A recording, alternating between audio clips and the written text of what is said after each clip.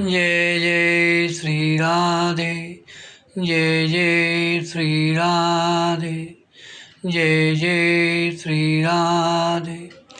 भक्ति भक्ति भगवंत गुरु चतुर्नाम बपु एक, इनके पद बंधन किए नाचे बेगनी अनेक। आज की कथा में वृंदा देवी की नारद जी पर कृपा, इसका वर्णन करेंगे। यह कथा पद्म पुराण में आई है। ब्रह्मा के मानस पुत्र देवर्षि नारद श्री कृष्ण की दिव्य सेवा प्रणाली को समझने हेतु शिव जी के पास जाते हैं और विनम्र याचना के द्वारा उनसे श्रवण करने के लिए तत्पर होते हैं। शिव जी ने ब्रह्म मुहूर्त से लेकर रात्रि पर्यंत भगवान श्री कृष्ण की सेवा का वर्णन किया। नारद जी विशेष रूप से श्री हरि की लीलाओं के बारे में जानना चाहते थे। नारद जी बोले, हे महादेव, मैं राधा कृष्ण की दैनंदिन लीला यथारूप में श्रवण करने का इच्छुक हूँ। उन लीलाओं को न जानकर मैं किस प्रकार से उनकी सेवा करूँगा।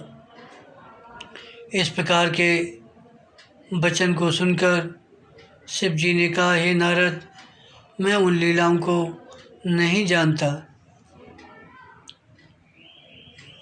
नारद जी, मैं श्री कृष्ण की नित्य लीलाओं से अवगत नहीं हूँ। तुम यहाँ से वृंदा देवी के पास जाओ, वह इन लीलाओं के विषय में तुम्हें वर्णन करेंगी। वह गोविंद की परम सेविका श्री वृंदा देवी यहाँ से निकट केसी तीर्थ के समीप सखियों के साथ निवास करती हैं। शिव जी से यह सुनकर उन्हें प्रणाम करने के पश्चात आनंद चित्त से वृंदा के आश्रम पर नारद जी गए और श्रीमती वृंदा देवी ने नारद जी को देखा और कहा, आपका यहाँ आने का प्रयोजन क्या है।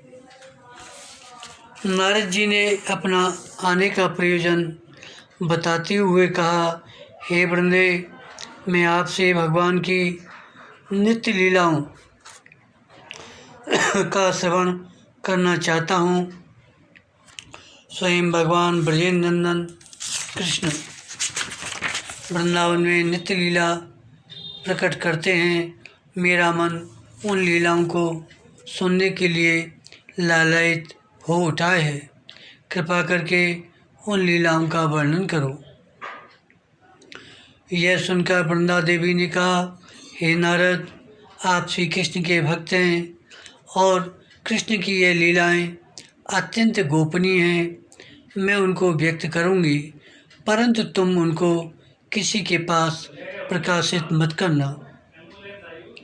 मध्ये वृंदावने रम्ये 50 कुंज मंडिते कल्पवृक्ष निकुंजे तो दिव्य रत्नमय गहे। वृंदावन के मध्य स्थल में चारों ओर 500 कुंजों द्वारा सुशोभित एवं रमणीय निकुंज के अंदर दिव्य रत्नमय गृह में श्री राधा कृष्ण स्थित हैं। नारद जी ने कहा, हे वृंदा देवी, आपको निवेदन है कि मैं किस प्रकार से इन लीलाओं का दर्शन प्राप्त कर सकूँगा। इस जिज्ञासा को सुनकर वृंदा देवी ने कहा, राधा कृष्ण की लीलाएं अत्यंत गोपनीय हैं। स्वप्न में भी देवता उनका दर्शन नहीं प्राप्त कर सकते। ब्रह्मा एवं शिव जी को भी इनका ज्ञान नहीं। इतना ही नहीं, बल्कि यह कृष्ण लीलाएं लक्ष्मी की समझ से परे हैं। हे नारद, तुम कैसे देख पाओगे? केवल कोई भाग्यवान ही राग मार्ग से ब्रज भक्तों के अनुगत होकर देख पाता है। ये कोई यदि स्वसुख को त्याग कर कृष्ण सुख की तीव्र इच्छा मन में करता है, तब अत्यंत प्रगाढ़ कृष्ण प्राप्ति की लालसा से ही उन लीलाओं का दर्शन किया जा सकता है। उसके पश्चात नारद मुनि ने ब्रज में निवास करके भजन करने का निश्चय किया। तब नारद ने वृंदा देवी का सम्मान एवं परिक्रमा की और उन दिव्य लीलाओं को देखने की उत्कंठा जाग उठी।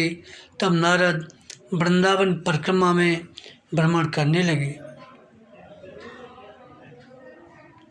जय ब्रजभूम, जय जय वृंदावन, जय लीला स्थली, जय गिरि गोवर्धन, जय ब्रजवासी वृंद, जय गोपीगण, जय राधा सखी वर्ग आमार जीवन, जय राधा कृष्ण लीला सुमधुर अति, कृपा कर दर्शन देहु मोर प्रति। वृंदावन में भ्रमण करते करते नारद गिरि गोवर्धन के निकट आए। भगवत लीला स्थलियों और कुंड आदि को देखकर आनंद से विभल हो उठे। गोवर्धन को देखकर गोपियों द्वारा वर्णित हरिदासवर्य उक्ति स्मरण हो आई।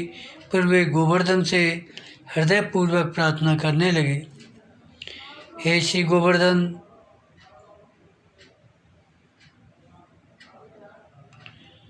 कृपा करके मेरी मनोवांछित अभिलाषा की पूर्ति कीजिए। ये मेरा आपके प्रति सादर निवेदन है।